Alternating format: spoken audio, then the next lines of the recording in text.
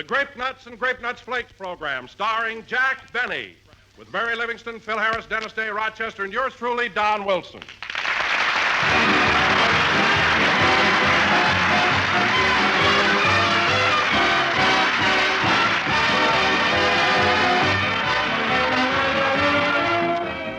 And now, speaking of New Year's resolutions, here's a poem for you, friends, so listen. When the year is at the morn, resolutions fine are born. When the year is old and gray, resolutions, where are they? I have the answer here to a season full of cheer. Just resolve to start each day happy, carefree, blithe, and gay. And you know, folks, all it takes to start the day is Grape Nuts Flakes. That's the answer, all right. Eat a good breakfast, do a better job. Because you need an adequate breakfast after a fast of 10 or 12 hours the night before. In fact, dietitian tells us that morning is the time we should get at least 1/4 of our entire day's nourishment. Yes, breakfast is the stoke-up meal, and Grape Nuts Flakes are certainly a swell-tasting stoke-up food. They're a whole-grain cereal, cram full of all-around whole-grain nourishment. So for 1944, let's all resolve to eat a good breakfast, do a better job. And let crisp, toasty brown Grape Nuts Flakes help make it easy for you.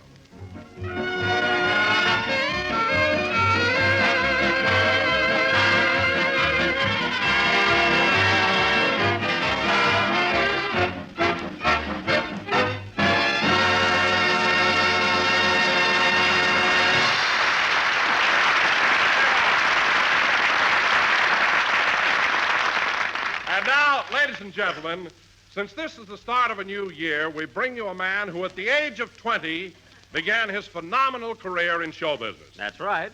At 30, he was a credit to his profession. Yes, sir. At 40, he was admired and respected by millions. That's me. At 50, his name became a household word. 50? At 60, he became... All right, stop. That's enough already. For heaven's sake. And here he is, Jack Benny.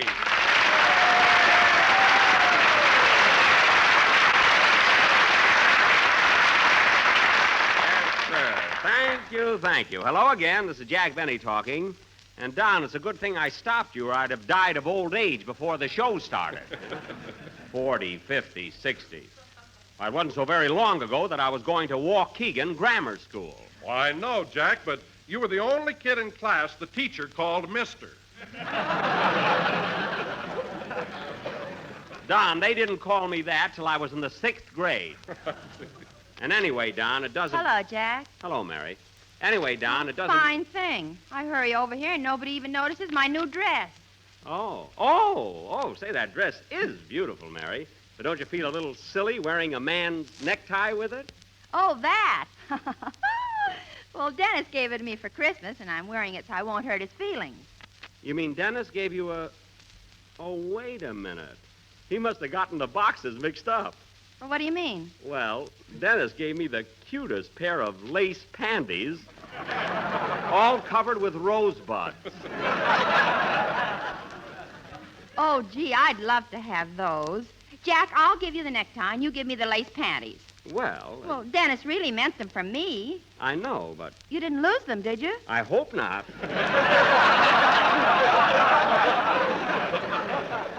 Gee. Oh, so that's it. You didn't want to hurt his feelings either. Look, Mary, when someone gives you a gift... I know. But, Jack, those panties were supposed to fit me. How in the world did you get them on? Oh, I didn't have much trouble. You didn't, eh? I'll bet those rosebuds are stretched to full bloom. Never mind. Let's see, where was I? Oh, yes. Now, look, Don, the next time you make a remark about my age, you better first... Hello, Mr. Benny. Oh, hello, Dennis. Don, the next time you make a remark about my age... What's the matter? Oh, Don's always telling people that I'm a lot older than I am, and I'm sick of it. Why don't you hit him with your cane?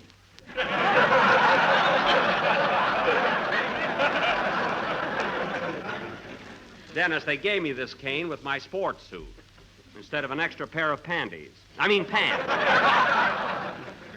Anyway, to change the subject, I'm glad you're all here early tonight because we have a very important program to do. What do you mean, Jackson? You'll know in a minute, Phil.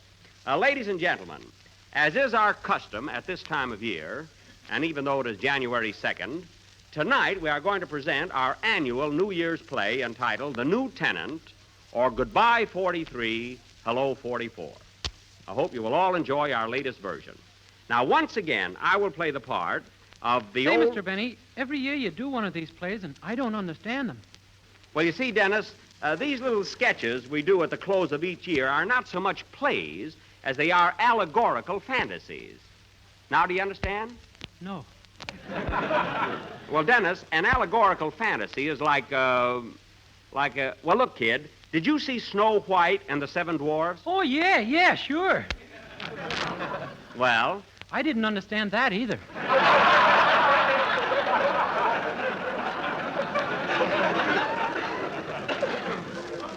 Dennis, it's all very simple. Look, my play and Snow White are in the same category in that they both deal with the abstract and the esoteric rather than with the prosaic.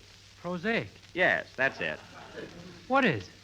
Don't worry, Dennis. Jack doesn't understand it either. I understand every word I said. Sure you do, Jackson. How do you know, Phil? Because I'm the guy what learned it to him. Phil, if you really want to help me keep quiet, keep quiet.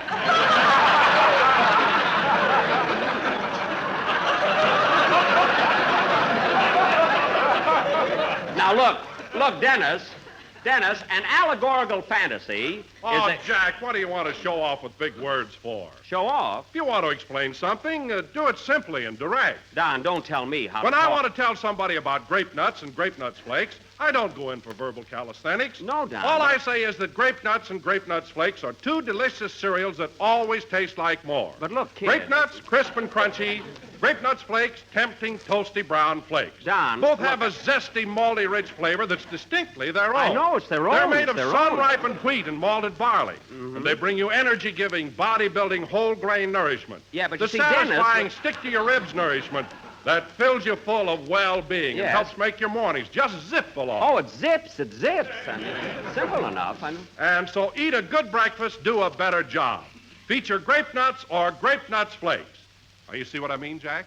You're absolutely right, Don. Come here, kid. I'm going to explain it to you in simple words like Don did. Oh, you don't have to explain it to me. I thought about it while Mr. Wilson was talking, and I know exactly what you mean. Good. Now, what is an allegorical fantasy? A prosaic bowl of grape nuts flakes. Well, look, Dennis, I'll explain it to you later. Meanwhile, in our fantasy, you're going to play a double role. The parts of the two most despicable men in the world, Hitler and Tojo. I'm going to play the parts of Hitler and Tojo? Yes. Where's a mirror? Why? I'm going to spit right in my faces. You don't have to, kid. You're only playing the parts. Anyway, you're going to be Hitler and Tojo tonight. Well, okay, but I'll just hate myself in the morning. Now, Phil, you're going to be Uncle Sam. Uncle Sam? Yes. You see, in our sketch, I will play the part of the old year 1943, who has been living in a big rooming house called the United States, run by Uncle Sam and his wife, Columbia. Now, Mary, you're going to be Columbia. You have 48 children, one for each state in the Union. I've got 48 children? Holy smoke. Well, Mary, it's only an allegorical fantasy. Well, this is a fine time to tell me. Mary, I tried to explain it to you. Your children are the 48 states. Each state is a child. Oh, well, then I better hurry and change California. It's wet again.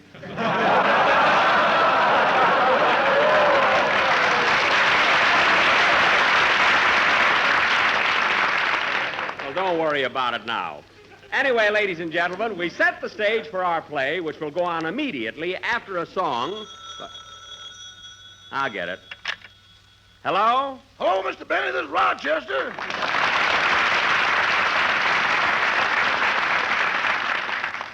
What do you want, Rochester? I've been down to the stores exchanging your Christmas presents for you.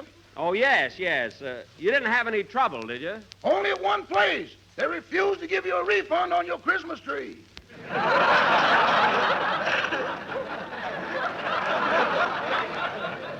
Oh, well, it was worth a try anyway. And say, boss, while I was out for you, I tried to exchange a present my uncle gave me.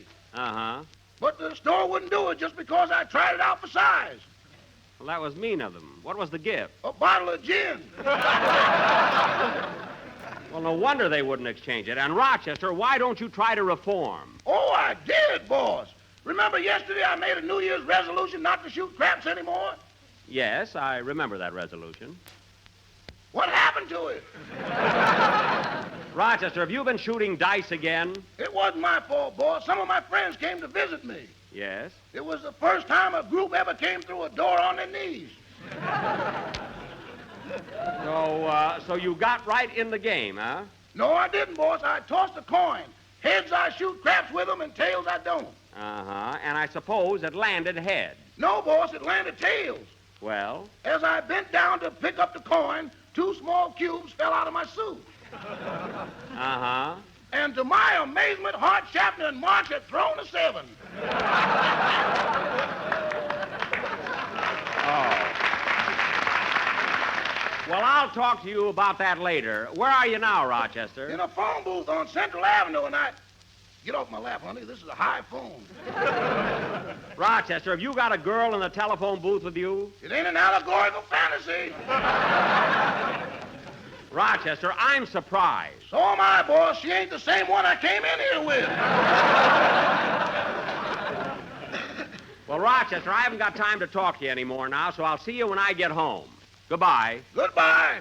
Oh, say, boss. Now what?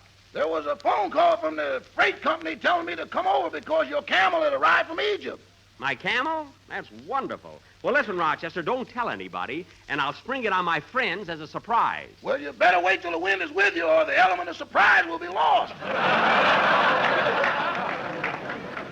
Well, don't worry. I'll take care of it. See you later. Goodbye. Goodbye. I'm glad the camel finally got her. I've been waiting long enough. Sing, Dennis.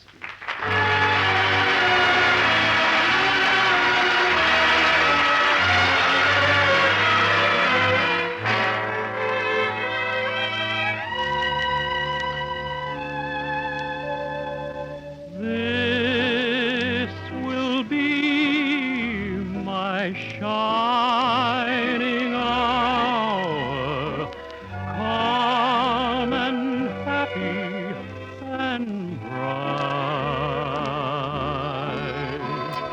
In my dreams, your face will flower through the darkness of the night, like the lights of home before me, or an angel watching o'er me. This will be my shining hour till I'm with you again. In my dreams, your face will flower through the darkness of the night.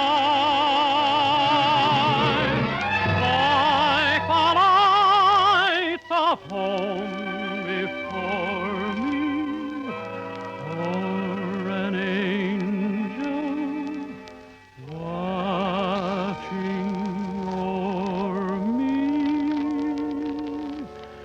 This will be my shining hour till I'm with you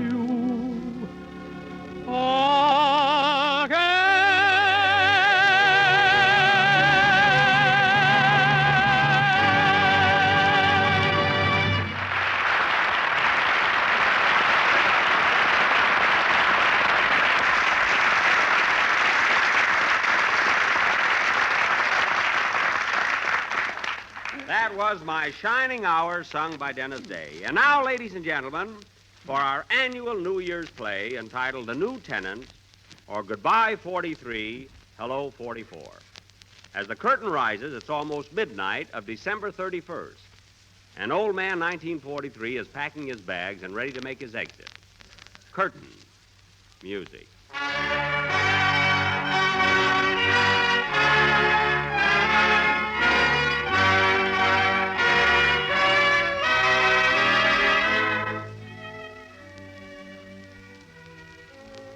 Oh, Columbia. Columbia. Will you come here a minute, please? What do you want, 43?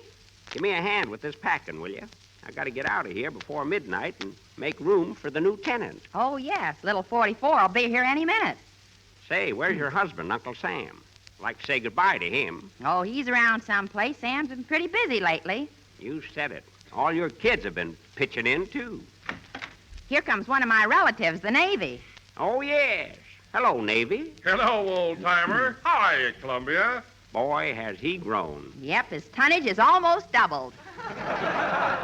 He's big, all right. Nice to see him so healthy. By the way, Navy, how's your wife? Oh, fine, fine. And congratulations are in order. Really? Yep, triplets. 3 new battleships. Well, congratulations, Pappy. Here's a picture of them. Well, I'll be doggone. They got their mother's nose and their father's keel. Yes, sir. Well, so long. See you later, Columbia. Hey, he needs a big family. He's got 2 bathtubs to fill. Guess I might as well finish packing. Columbia, hand me that bundle of swing music. I'll take that with me. Here you are. Thanks. Lay that pistol down, babe. Lay that pistol down. Boy, am I sick of that. Say, Columbia, I got a few minutes yet, so I thought...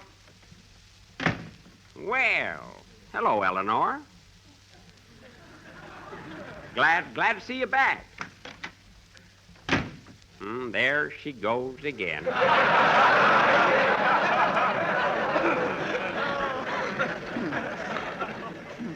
Say, Columbia, I started to tell you I've only got a few minutes, and I thought that maybe before we... Oh, hello, Sam. Well, Uncle Sam, where you been? Oh, what a week, what a week. I've really been busy, been sending Christmas presents to my nephews all over the world. Well, you're working hard, Sam, but you never looked better in your life. And say, what's that button you're wearing on your lapel? I never knew you took sides in politics. Well, I don't. I don't care if it's the Democrats or the Republicans. They're both good. But that button... Well, come closer and take a look at it. Okay. Well, I'll be... Well, what does it say, old-timer? Frank Sinatra.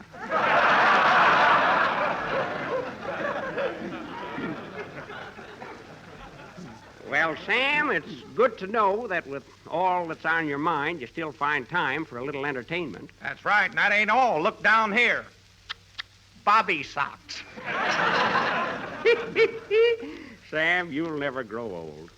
Hey, Columbia, turn on the radio. I want to hear the World Series. This'll be my last chance to hear the big game. Okay. Ladies and gentlemen, you are now listening to the final game of the World Series between the United Nations All-Stars and the Axis Polecats. That's it. That's what I want. Me too. A lot of my boys is playing in that game. For the benefit of you people who tuned in late, this is the last half of the 8th. The Axis had their inning, and the United Nations are now coming up to bat. In the early stages of the game, the Axis did pretty well.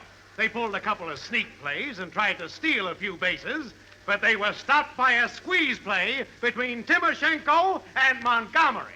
Those boys are sure a couple of big leaguers, all right. You said it, old-timer. And now, folks, before we resume our play-by-play description, I would like to remind you that this broadcast comes to you through the courtesy of Freedom Unlimited. That's a great product. All right, folks, the United Nations are now at bat. The coaches are George Marshall at third, Hap Arnold at first, and stepping up to the plate is Douglas MacArthur. Hear that, Sam? He's one of the heaviest hitters we got. Yep, and he's got a darn good batting average, too. As you know, ladies and gentlemen, the battery for the Axis is Tojo pitching and Hitler catching. And oh, boy, is he catching. You're not kidding. And here comes the first pitch. It's a hit! Right between shortstop and third. And MacArthur is safe on first base.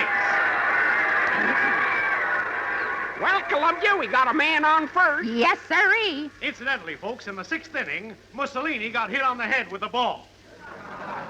So now the Axis will have to get another water boy. Well, he never was much anyway. All right, folks, MacArthur is on first base, and coming up to bat is Chiang Kai-shek. Toto is winding up, and here comes the first pitch. Ball one. It's low. Doggone everything he does is low. Yep, he's been throwing some nasty curves, but our boys are getting wise to him. Chiang Kai-shek is standing, grimly determined at the plate. Here comes the second ball. He laid a beautiful bunt down the third base line, which advances MacArthur to second base. The crowd is cheering Chiang Kai-shek's wonderful sacrifice. I knew Chiang Kai-shek could sacrifice. That's the kind of a fella he is. Yep, that's what I call great teamwork. While we're waiting for the next batter to come up, let's have a word from our sponsor, Freedom Unlimited. Ladies and gentlemen, do you spend restless nights because of a haunting fear that you may lose your rights? Your right to free speech, your right to worship as you please, and your right to live without fear of aggression? If you do, ladies and gentlemen, get yourself some shares of Freedom Unlimited. And you can do that by buying war bonds. Remember, folks, freedom, spelled F-R-E-E-D-O-M.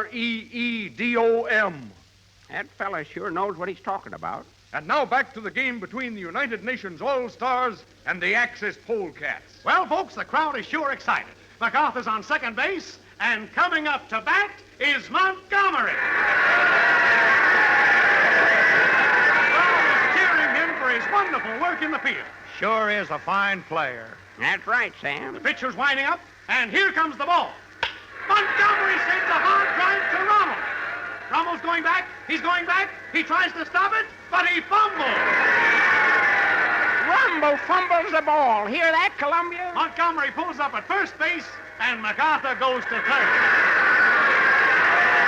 crowd is going wild. By golly, I don't blame him. Hey, Sam, that Rommel ain't doing so good, is he? No, he ain't, and he's the best player they got. That's right. And now, folks, what's this? Hitler walks out to the pitcher's mound to talk to Tojo. It seems they got their signals crossed, and Hitler's worried.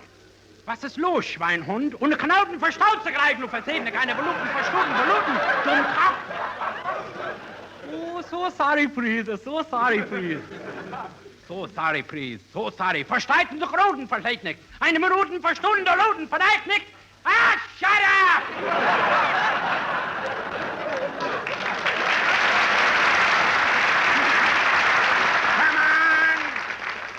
You started this game, so play ball. That's telling him, old-timer. Well, folks, the game's about to continue, but there's a switch in the battery for the Axis. Hitler is now going to pitch. A lot of good that'll do. Hitler used to have a pretty good arm. He oughta. He exercised it enough hanging wallpaper. Yes, ladies and gentlemen, Hitler is in the pitcher's box, and coming up to bat for the United Nations is Timoshenko. Timoshenko. He'll knock Hitler out of the box and then put him in one. Wait and see. And here comes the first pitch. Ball one, very wide. See that, Sam? Hitler's nervous. He's winding up again, and here comes the second pitch. Ball two. You know something, old-timer? I think Hitler's afraid to pitch to him. Here comes the third pitch. Ball three. You're right, Sam. Yep, Hitler doesn't dare take a chance with Timoshenko. There it is, ball four. Timoshenko walks to first, putting three men on base.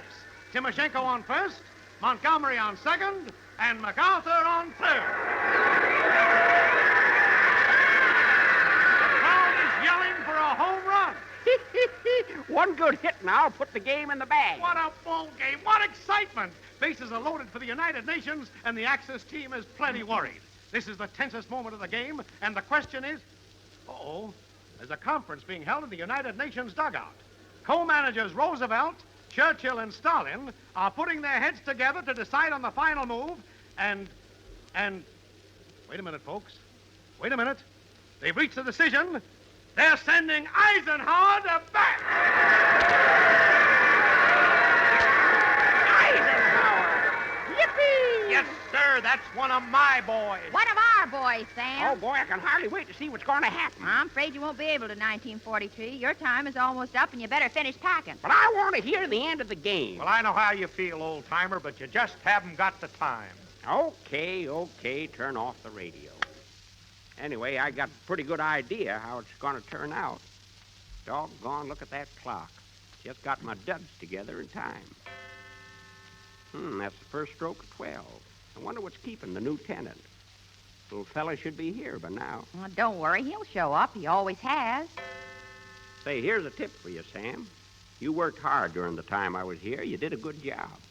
And I want you to work even harder for the little fella that's coming in. Don't you worry, old-timer. I'm really rolling now. Time's a-fleeting, but I can't leave till that little shaver gets here. That must be him now. Yep. Come in. Well, it's the little new year. Hello, Sonny. Hello, old-timer. What's that you got under your arm? Some forms I'm going to try awfully hard to get signed this year. Yeah? What are they? Well, here's the most important one. It says, How do you pronounce these big words? Let's see that. Oh, that says unconditional surrender. Well, I hope you get 'em signed darn soon. Hey, kid, I want you to meet Uncle Sam and his wife, Columbia. Glad to know you folks. Hello, Sonny. Hiya, bub. You ought to have a coat on with them diapers. It's pretty chilly tonight. I was sure cold the first night I got here. Well, son, I'm glad you're a sturdy little fella because there's a big ball game going on, and after it's over, you're going to have plenty to do. With all the pop bottles and peanut shells laying around, you're going to have to clean up the field and put it in order again. I'll do the best I can, sir. I know you will. But tell me, old-timer, how's the game going? Well, at the start, things didn't look so good. But after a while... Hear that, son? Yes, sir. What is it? That's being played for some of Sam's nephews. They were darn good ball players and hard hitters, too, but they were put out early in the game. Wasn't their fault. Pitching was a little too fast for them then, and it wasn't fair either. The man that had my job last year told me that Tojo started pitching before the umpire said play ball. That ain't baseball, son. Not like they play it in America. Well, I gotta be moseying along now. Oh, by the way, son, Uncle Sam's got a nephew called Franklin that's been taking mighty good care of him. Ain't he, Sam? You're darn tootin'. So keep an eye on him, son. Give him all the help you can. Franklin, eh? I'll write that down. And here's some more names for you. There's Winston, Joe, Chung. Whole lot more than Sam will give you. I ain't got time to mention them all right now. I'll make a note of them. Leave it to me. One more thing, son. When I came in, there was a name given to me, and I was instructed to pass it on to you. And I want you to pass it on to the next little fella that takes over. Who is it, sir? The name is Colin Kelly. He represents all our boys who only got one turn at bat. Remember that, son. I will. Well, gotta be leaving now. Goodbye, Sam. So long, old-timer. Well, here I go. So long, 43. So long, Columbia. Keep 'em flying.